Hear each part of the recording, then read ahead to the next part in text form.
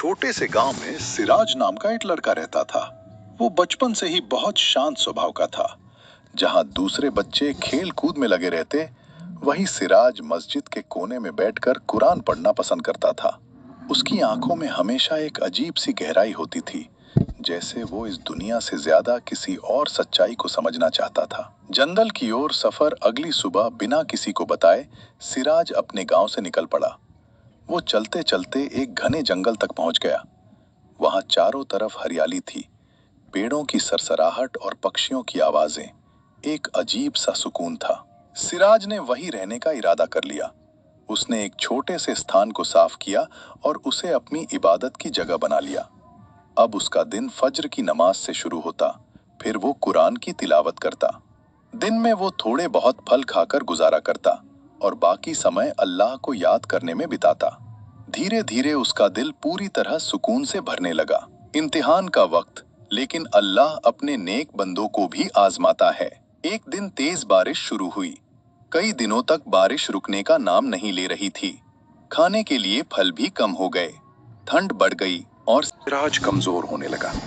एक रात जब वो बहुत थका हुआ था, उसने आसमान की ओर देखा और कहा, या अल्लाह, अगर ये तेरी परीक्षा है तो मैं इसे भी कबूल करता हूँ।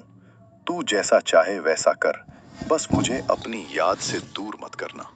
उसकी आंखों से आंसू बह रहे थे, लेकिन उसके चेहरे पर फिर भी सुकून था।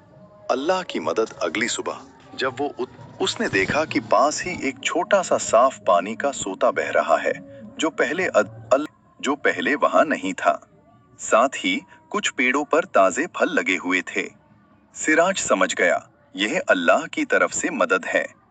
उसने सजदा किया और कहा, शुक्र है या रब, तूने मुझे अकेला नहीं छोड़ा। लोगों तक खबर पहुंचना धीरे धीरे। आसपास के गांवों में यह खबर फैलने लगी कि जंगल में एक नेक लड़का रहता है जो सिर्फ अल्लाह की इबादत करता है। कुछ लोग उसे देखने आने लगे। जब लोग उससे मिलते तो उन्हें एक अलग ही सुकून महसूस होता। सिराज उनसे कहता, दुनिया की दौलत और मोहब्बत सब फानी है, असली सुकून सिर्फ अल्लाह की याद में है। कई लोग उसकी बातों से प्रभावित होकर अपने जीवन में बदलाव लाने लगे। आखिरी सबक।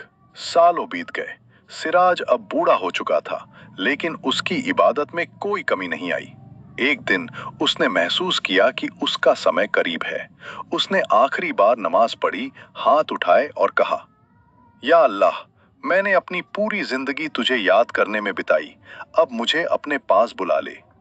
उसके चेहरे पर मुस्कान थी और उसी सुकून के साथ उसने इस दुनिया को अलविदा कह दिया।